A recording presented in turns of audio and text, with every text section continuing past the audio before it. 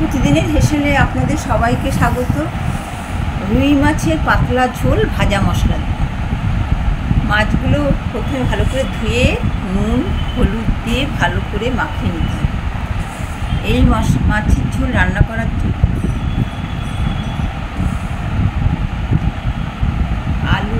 আলু আর এদিকে ভাজা মশলার জন্য জিরে ধনে আর শুকনো লঙ্কা ভালো করে ভেজে গুঁড়ো করে নিতে হবে, আর পেঁয়াজটা স্ক্যাপারে কুচিয়ে নিতে হবে। এই পাতলা ঝোলের জন্য এইটুকুই মশলাই দরকার। এবার কড়াই বসালাম,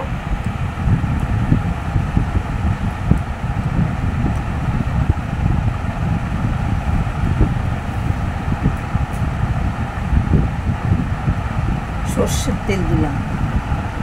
সাদা তেলেও করা যায়, সর্ষের তেলেও করা যায়, আমি সর্ষের তেলে করছি।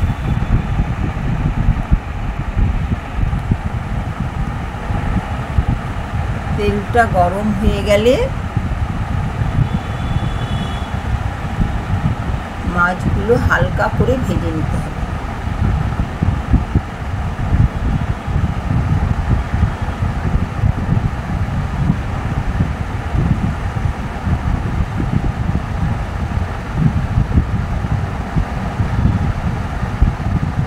টাটকা মাছ বেশি কড়া করে ভাজবো না, হালকা করেই ভাজবো, তাতে ঝোলের স্বাদটা সুন্দর হবে।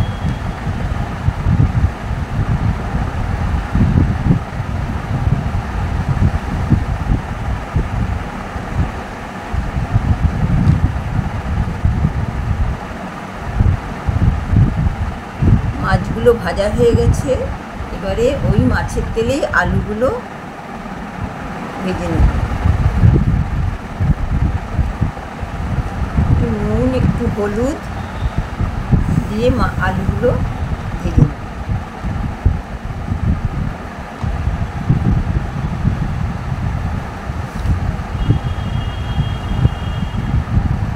আলুগুলো ভাজা হয়ে গেল, এই মাছের তেলে আর একটু সামান্য তেল দেবো। গরমে বেশি তেল মশলা দেবো না, লঙ্কা আর জিরে ফোড়ন দেবো। পেঁয়াজটা স্ক্যাপারে কুচিয়ে নেব। আমি সমস্ত রান্নাতেই পেঁয়াজ স্ক্যাপারেই কুচিয়ে নিই, পেঁয়াজ বাটা আমি দিই না।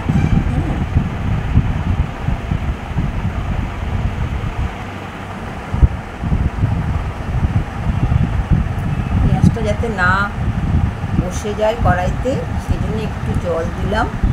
দিয়ে এর মধ্যে এবারে হলুদ লঙ্কা পরিমাণ মতো আর সামান্য জিরে গুঁড়ো আর ধনে গুঁড়ো দিয়ে মশলার সঙ্গে আলুটা দিয়ে ভালো করে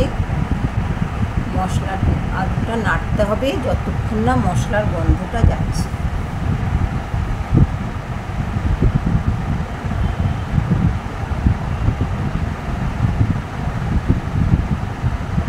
এবারে পরিমাণ মতো নুন দিলাম।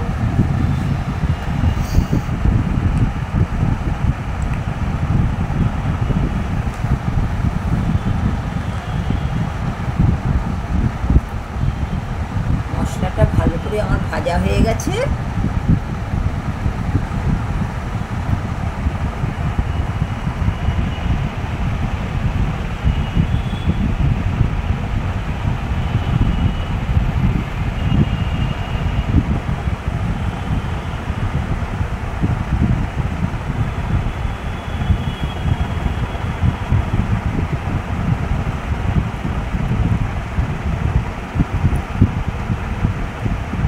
মশলাটা ভালো ভাজা হয়ে গেছে, এবারে গরম জল দিয়ে দেবো।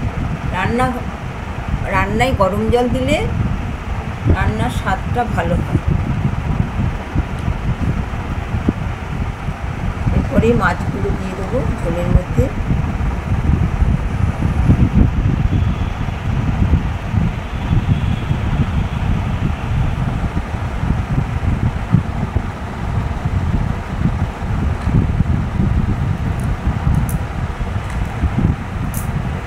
কাঁচা লঙ্কা দিয়ে দিলাম, ঢাকা দিয়ে দিলাম আলুটা যতক্ষণ না সিদ্ধ হচ্ছে।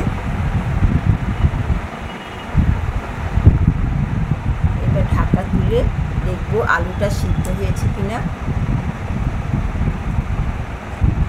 আলু সিদ্ধ হয়ে যাবে, কারণ আলুটা আগেই ভেজে নিয়েছিলাম।